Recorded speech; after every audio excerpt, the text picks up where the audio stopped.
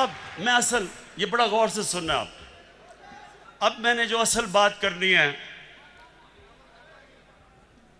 वो जो लंदन में आज बैठ के जिसने जो कल गुफ्तगू की, मैं उसके ऊपर बात करना चाहता हूं। लेकिन उससे पहले फैसल, सुने सुने सुने, उससे पहले आप जरा इसकी पहले शक्ल देखें। जब ये इंग्लैंड जाना था, जब, और इंग्लैंड जाके इसकी शक्ल क्या बनी, जरा प्लीज दिखाएं।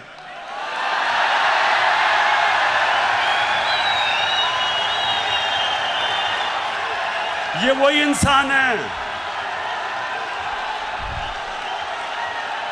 ये जो शक्ल थी, ये जब बस बस बस बस अच्छा, ये शक्ल जब शीरीन मज़ारी ने देखी तो तब बेचारी की आंखों में आंसू आ गए। और फिर से मैं बता दूं, शीरीन मज़ारी की आंखों में आंसू आना मुश्किल है, बड़ा मुश्किल काम है। लेकिन वो देखें, वो मेरी भी आंखों में आंसू आ जाते अगर मैं इसको अच्छी तरह जानता ना। अच्छा, अब एक मिनट, अब जरा वो दूसरा भाई साहब को जरा दिखा दें। ये लंदन में जरा भाई साहब की आप सुन रहे हैं। पटिशन लगी हुई है लाहौर हाई कोर्ट में।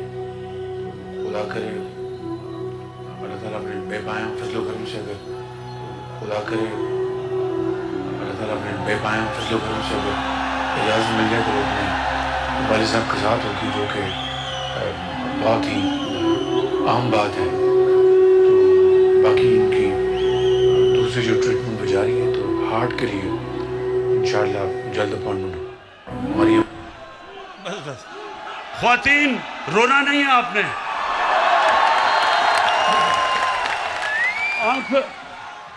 अपनी आंखों के आंसू पोंछ लें। ये बॉलीवुड भी ऐसी कोई एक्टिंग नहीं कर सकता जो अभी एक्टिंग किया है। अब सोचे सुने, अब सोचे कि हमारी कैबिनेट के सामने ये एक्टिंग जब हो रही थी, शीरीन मज़ारी रोना शुरू हो गई, तो हमने इसको वापस ही बाहर ही जाने देना था। लेकिन आज मैं सिर्फ ये कहना चाहता हूं, जो इसने ज़बान इस्तेमाल की पाकिस्तान के आर्मी चीफ के खिलाफ और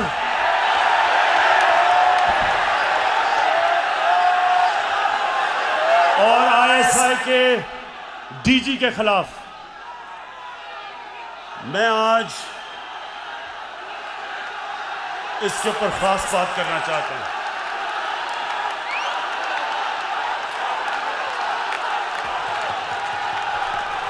अच्छा, खामोशी, सुने जरा मेरी बात, सुने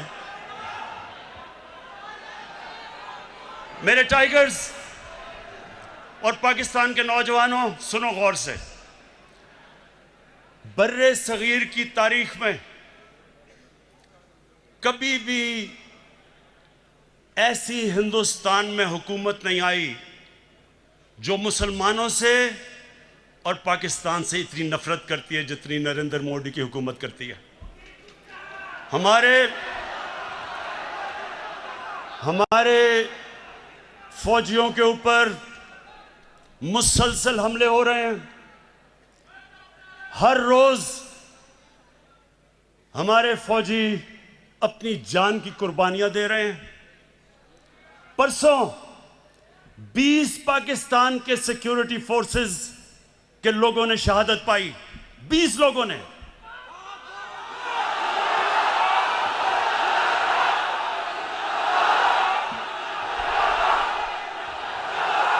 और ये क्यों अपनी जान की कुर्बानियां दे रहे हैं? हमारे लिए, मुल्क के लिए।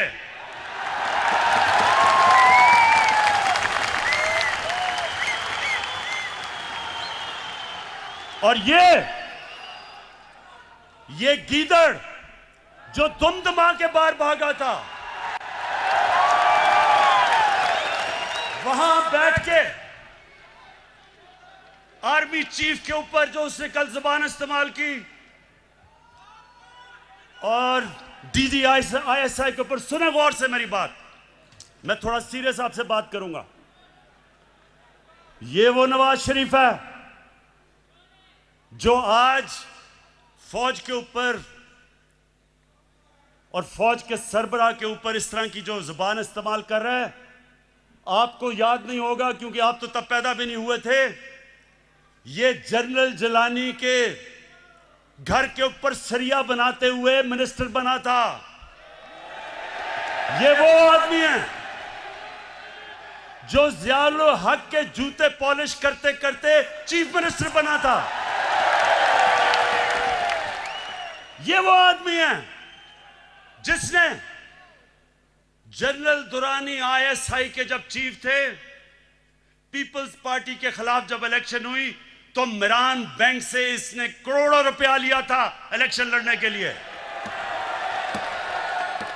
डीजी आईएसआई की सुप्रीम कोर्ट को रिपोर्ट थी। लेकिन इस मुल्क की बदकिस्मती ये कि हमारे मुल्क की अदालतों ने इसकी मदद की हमेशा। ये वो आदमी है जिसने आसिफ जरदारी को 2 दफा जेल में रखा था। जनरल बाजवा ने नहीं डाला था और उसको कहता था पाकिस्तान का करप्ट तरीन आदमी है वो जरदारी। इसको ऊपर हुदायबा पेपर मिल्क का केस उसने इसके ऊपर बनाया था, जिधर अरबों रुपए इन्होंने करप्शन करके पैसा बाहर भेजा था, वो उसने नवाज शरीफ पे बनाया था। जनरल बाजवा ने नहीं बनाया था। ये वो नवाज शरीफ है और जरदारी, चुप करके सुने, चुप करें जरा, सुने मेरी बात। ये वो जरदारी है और नवाज शरीफ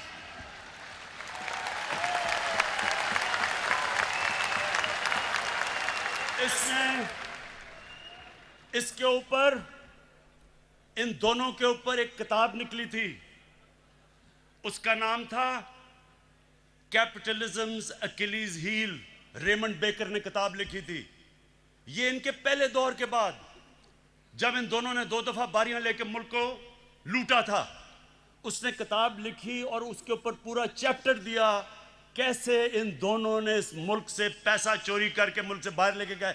जनरल बाजवा ने नहीं लिखी थी, रेमंड बेकर ने लिखी थी।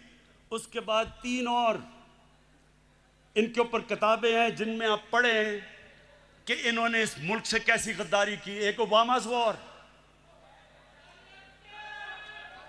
ओबामा's वॉर, एक है सूस्कीन, उसने किताब लिखी the way of the world.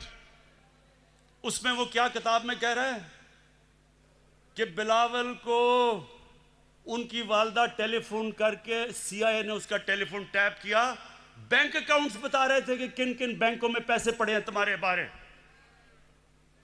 जो बाहर, अब जरा गौर से सुने मेरी बात, क्योंकि मैंने बाहर एक केस लड़ा हुआ है, हर जाने का केस बाहर लड़ा हुआ है इयान बोथम के खिलाफ और जीता था केस। वहां सुने वहां क्या होता है, वहां जब आप कोई किताब लिखते हैं, 4 किताबें मैंने बाहर पब्लिश करवाई हैं, एक एक लफ्ज उस किताब में आप लिख नहीं सकते। वकील बैठता है और देखता है कि क्या आप साबित कर सकते हैं चीजें, नहीं तो आप कोई किताब नहीं बाहर लिख सकते, क्योंकि इतने सख्त कानून है वहां।